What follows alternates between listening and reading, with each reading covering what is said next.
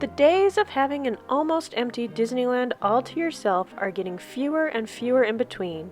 Disneyland has upped its business-savvy game and has figured out how to keep the parks packed almost year-round.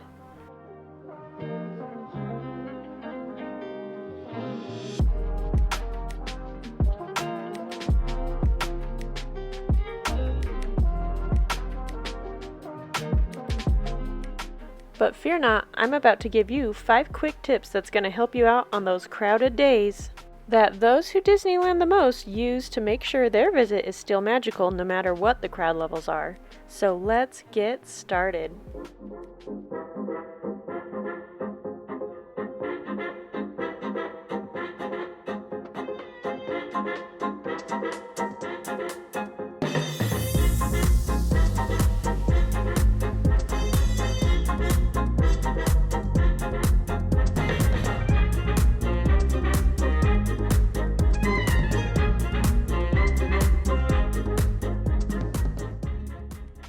Let's get started. Number 1, make dining reservations and mobile order your food early. When it's a guarantee that Disneyland's going to be super busy when you're there, I highly suggest hopping on the app 60 days before your trip and making a dining reservation or 2 if you are someone who likes to do the sit-down table service type of meals. Because besides the rides, the food is where the busy parks really show themselves. And if at first the reservations that you wanted aren't available, don't fret, keep on checking, because reservations can move around and change often. And it's just really nice to know that no matter what, on those busy days, you'll be dining at a certain time, no matter how crowded it gets. You're guaranteed some food in a nice place. If you don't mind spending a little extra money on your food, it's the way to go, for sure. If you're more of a quick service mobile order kind of a person, I suggest scheduling your orders first thing in the morning. And I know this seems really weird, but trust me on this. Because when it gets crowded, and say it's noon and you're ready for lunch, but the mobile order is not ready until 3, things can get sketchy real fast. All you need to do is hop on the app in the morning, choose order food, and then you have the option of either ordering it now or scheduling it for later. Pick your time and order your meal. So then all you have to do is when it's that time, you just have to pick a table to sit at, hop on your app and hit the I'm here on your order, and then just wait for them to say come pick it up. And you can sit back and eat, watching the never-ending lines, feeling like a professional Disneylander. This tip is especially important if you want to order any of those really popular food items like the beignets, the mint juleps, the Dole Whip. Those can get really busy, really long lines on those busy days.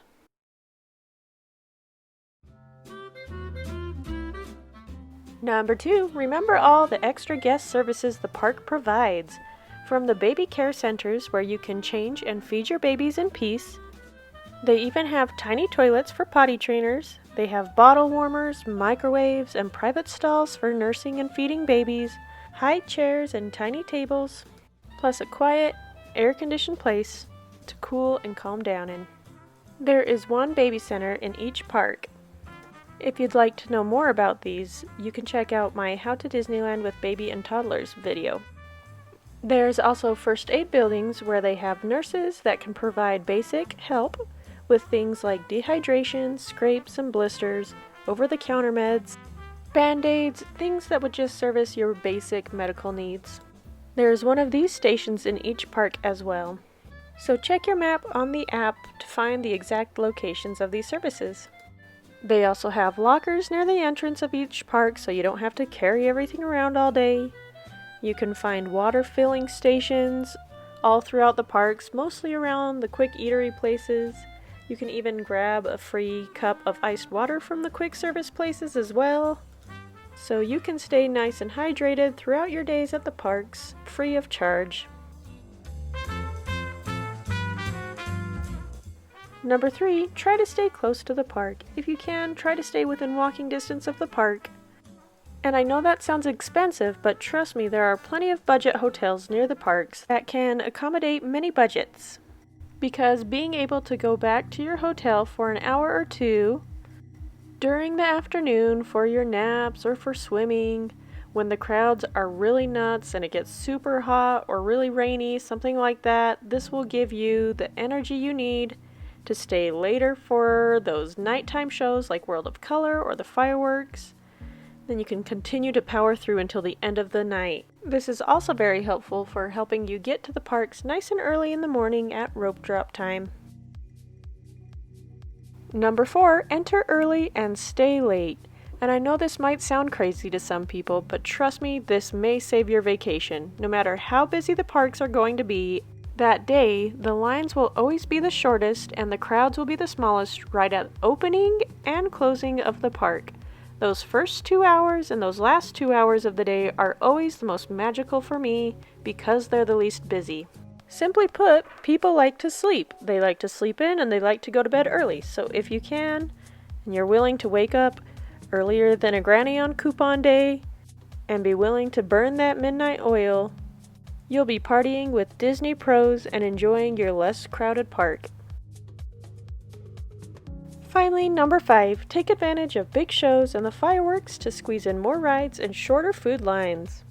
Now, I'm a huge fan of all the entertainment Disney provides. You only have to watch like 2 of my videos to figure that one out.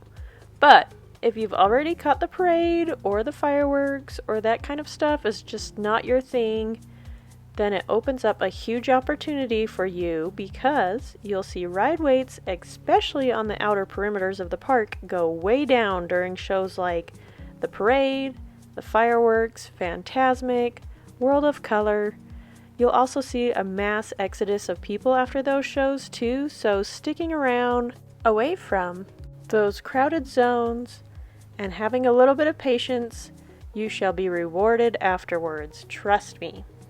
And of course, don't forget to have fun, get lost in those silly fun moments, forget about your worries, just for one moment because you're in Disneyland and so many people would trade you in an instant, so enjoy it, take a bunch of pictures, be kind to cast members, and especially be kind to the loved ones you're vacationing with. Okay friends, that's my quick little video I have for you today. Of course, if you liked it, don't forget to like it and subscribe to my channel for more content like this. You can check out some of my other videos if you want longer, more content, a little bit more of a deep dive. Again, thank you so much for watching, and we'll see you again real soon. Bye-bye.